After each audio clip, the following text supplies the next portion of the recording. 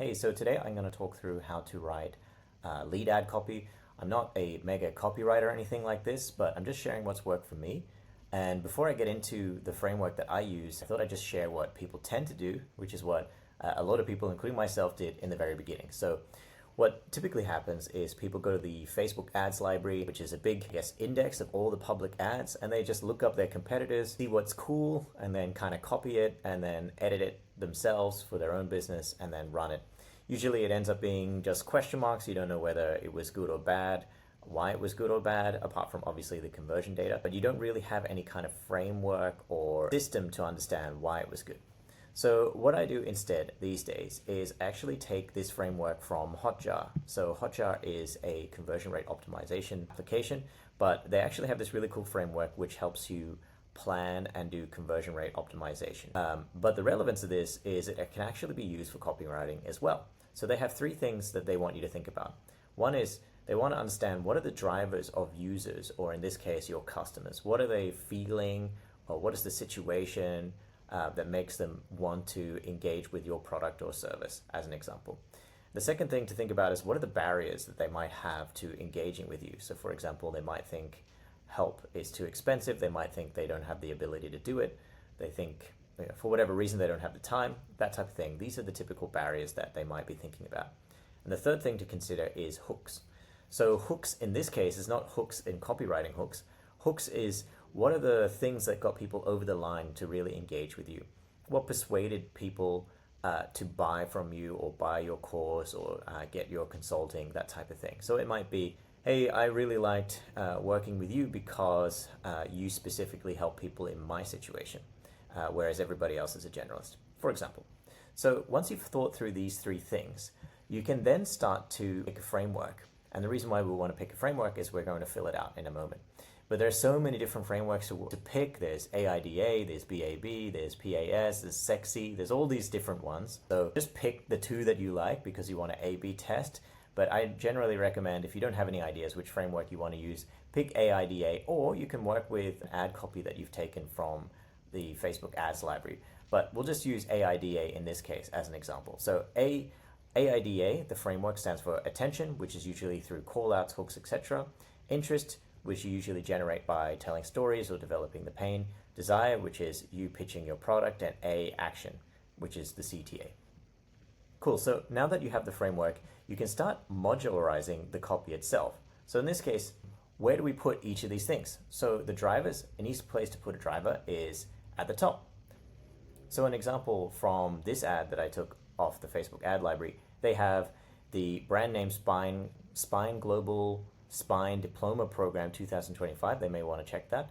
Applications are opening. So the driver, I'm assuming here, is people already waiting for this program to open. So that might not be a very good driver. It may be, I'm just guessing here, that people who are into this diploma, some kind of health professionals, so it could be something like they want to upskill and they feel inadequate or whatever it is in their current profession. A driver here might be something like looking to improve your professional skills, deepen your knowledge in spine medicine or something like this. The next thing to think about is barriers. Where can you put the barriers? So you can put them anywhere in your ad copy. You can put them at the top. Typically, you can put them at the bottom as well, just before the CTA. So an example here might be looking to improve your medical knowledge of spine medicine without taking on a 3-year master's degree or something like this. Not that masters are 3 years, but you get the idea. So that's putting the barrier in the top, but you could also put it towards the bottom before the CTA. So it could be like, DIY education will take you through everything you need. So this might be something that they're worried about, that they have to do all the work and they're not sure where to go. Or don't do it yourself, you get assigned an education mentor, for example. Or another thing might be that they're worried about, extensive reading. So it might be video lectures available, you don't have to read everything yourself. And then finally, hooks. So hooks in this case, again, it's not the copywriting hook following the Hotjar framework. Hook in this case is the thing that gets people over the line. So you can use hooks in this case to put them in the features or in the CTA. So in the CTA, easy examples of these is enroll now before, date. So November 4, 2024, and get 20% off. Or another hook might be, our members increase their earnings by 20% as medical professionals. So something like this. You could put that at the bottom. In terms of features, so if you have, typically you'd have the features of the program listed out, but in this case, so for example, putting a hook on a feature might be like limited seats available, priority given to existing professionals, something like this.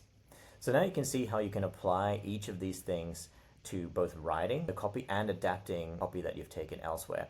So the fourth step is to go ahead and test and refine. So when you run your ads, I recommend you use the 3-2-2 method to test ads. And for those who don't know, a 3-2-2 is when you use a dynamic ad set in your Facebook ads targeting and you add 3 creatives. So it's one idea with 3 variations, 2 body copy and 2 headlines.